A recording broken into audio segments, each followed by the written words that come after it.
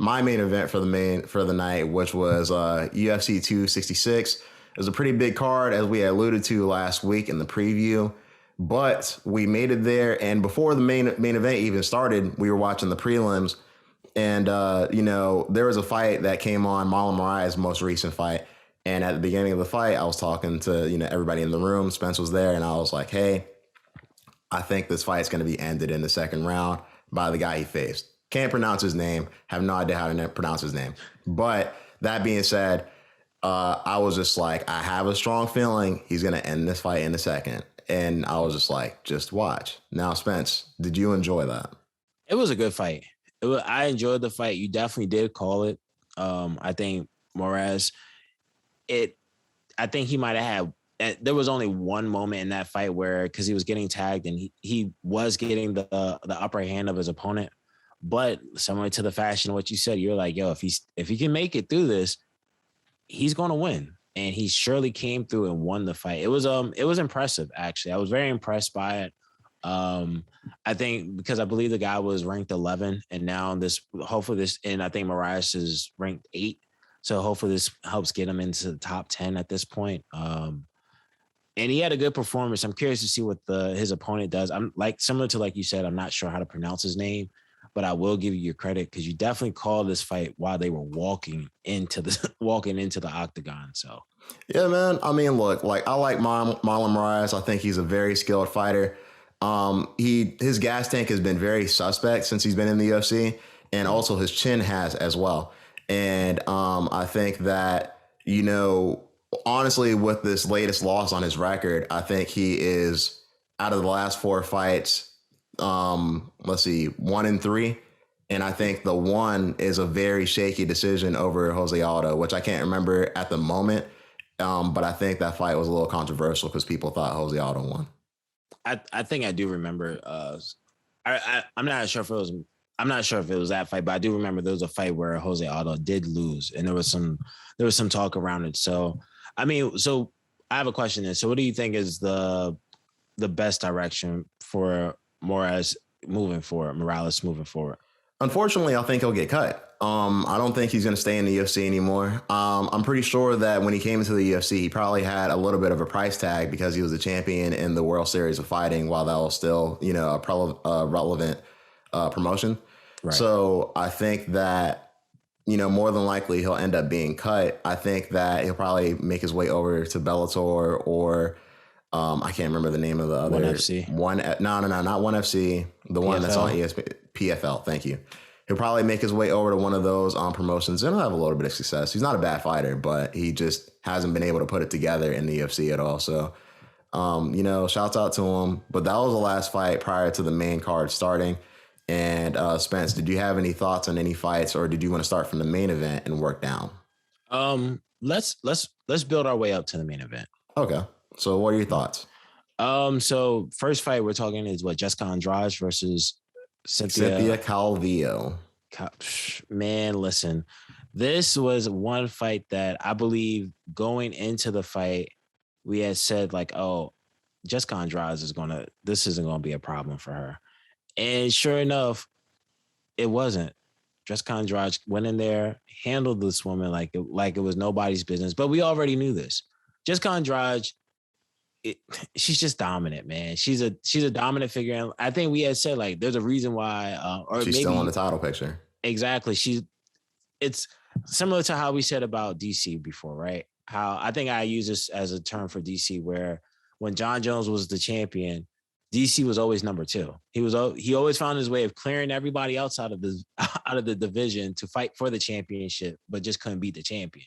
So in Jessica Andrade's case, just from what this looks like, it wasn't really that much. It wasn't much to be said other than she came through and handled business that we already predicted.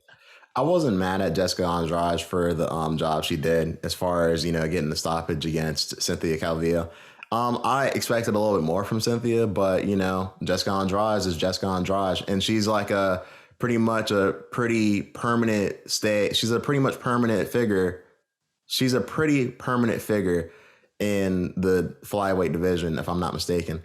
So like I think that, I can't really be too mad at her for winning that fight. I was very surprised. Now, the next fight, honestly, and I'm not sure if you have much to say about it, but in my opinion, the worst fight from the main card.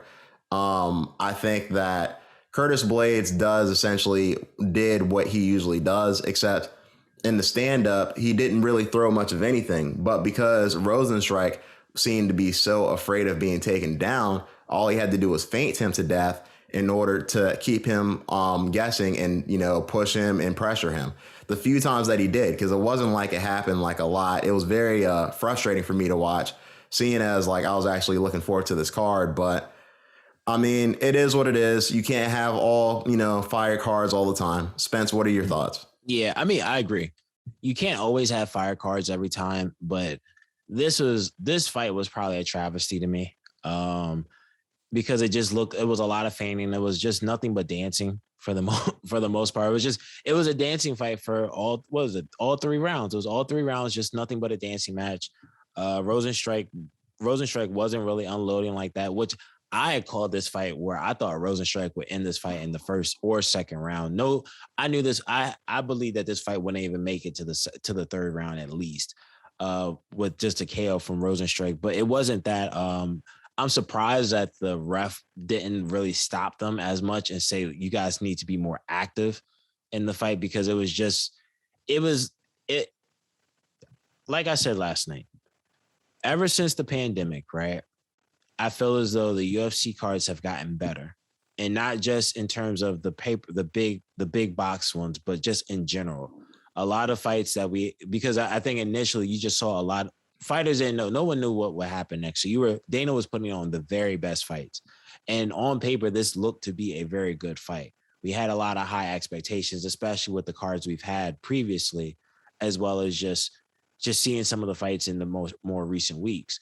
But this fight was just a travesty, man. Like I'm quite sure their phone won't be getting picked up anytime soon. Curtis Blades, who did win this fight against Rosenstrike, I don't think his phone will be going off anytime soon for a bigger fight after this. Curtis Blades put on a good example as to why you don't necessarily just want to win.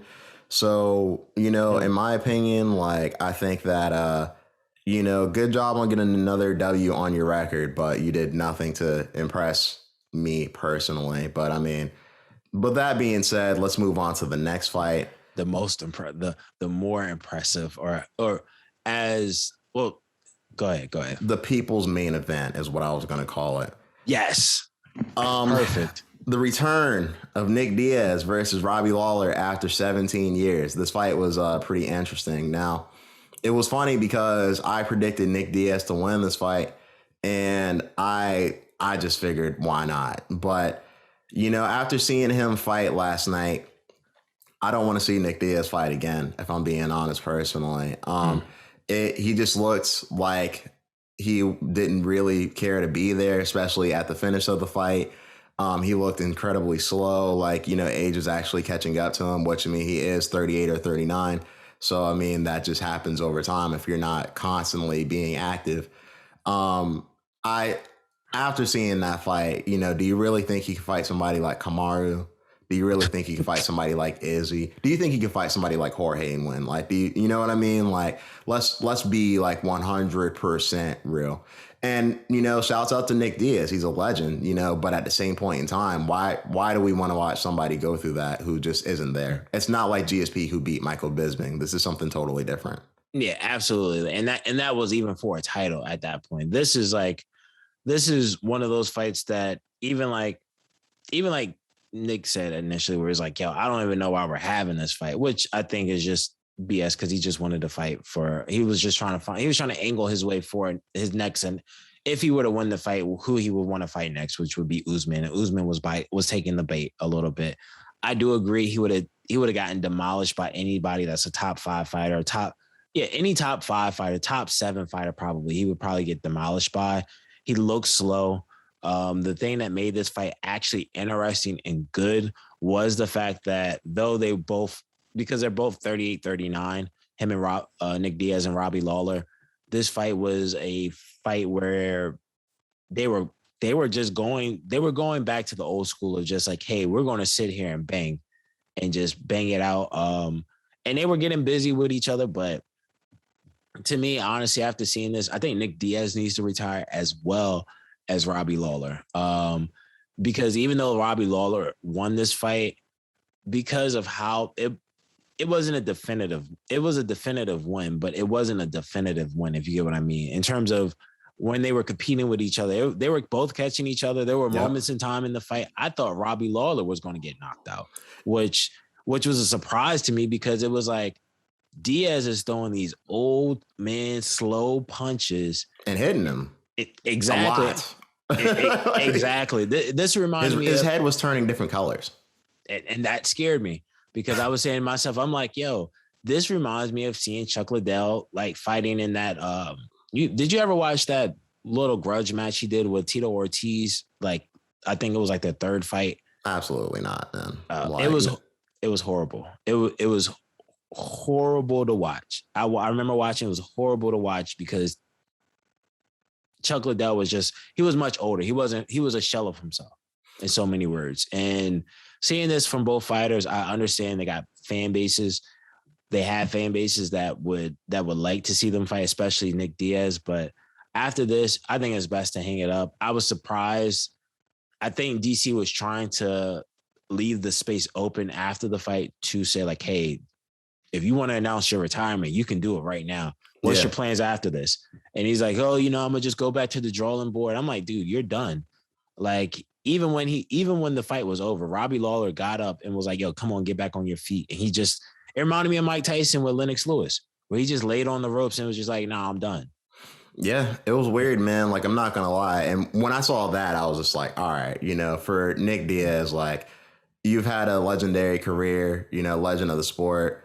Just be done. There's no shame in that. You know what I mean? And I feel like Robbie Lawler should be done as well. But, that being said, I'm sure there will be more to talk about because the Diaz brothers definitely, aren't ones to be quiet. And I'm sure that we'll hear, what's going on next with Nick Diaz.